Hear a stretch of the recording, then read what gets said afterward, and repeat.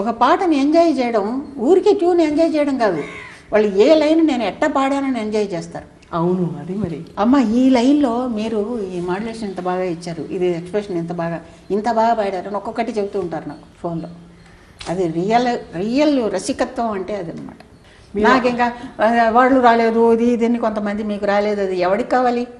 ఈ పద్మశ్రీలోను పద్మభూషణ్లోను భారతరత్నాలు ఎందుకు? ఒకసారి పేపర్లో చదువుతారు, మర్చిపోతారు. ఇది నా ఫ్యాన్స్ నన్ను ప్రేమించేది ఉందే, ఇది శాశ్వతం. అటు కన్నడలో మీరు పాడారు మంచి చక్కటి పాటలు, అవును, బోల్డ్ అని పాటలు, హిట్ సాంగ్స్. ఇటు తెలుగులోనూ పాడారు. ఈ రెండు భాషల్లో లేని ఆదరణ మీకు తమిళంలో మలయాళంలో నేషనల్ అవార్డ్స్ వచ్చాయి, కానీ కన్నడ భాషలో కూడా మిమ్మల్ని తగినంతగా కన్నడం వాళ్ళు ఒక అవార్డు కూడా ఇవ్వలే. కన్నడ గవర్నమెంట్ అవార్డు లేదు నాకు. గుర్తింపు అంటే జనంలో విపరీతమైన పిచ్చి నేనంటే కన్నడం వాళ్ళకి.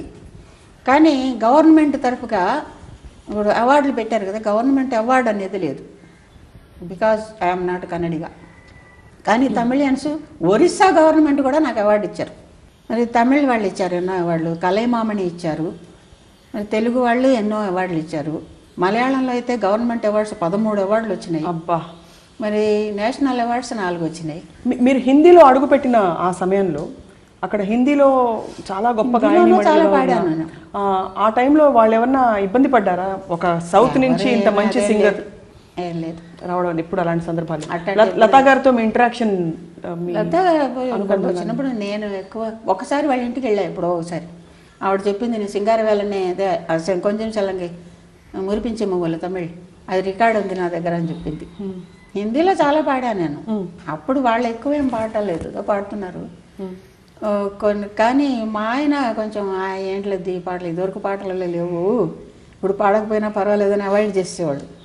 చాలా పాడా అప్పటికి. నీ బప్పిలేరి, లక్ష్మీకాంత్ ప్యారిలాలు, రవీంద్ర జైన్, ఇంకా ఆనంద్ మిలంద్, అను మల్లిక్, వీళ్ళందరూ, జయదేవ్, అందరి మ్యూజిక్లో పాడాను. ప్రేక్షకులు చాలామంది అన్ని భాషల్లో మిమ్మల్ని గుర్తుపట్టిన హిందీ పాటలు మీరు పాడినవి కొన్ని రావాల్సినంత అప్పుడు మీరు పాడారా అని ఆశ్చర్యపోయే కొన్ని సాంగ్స్.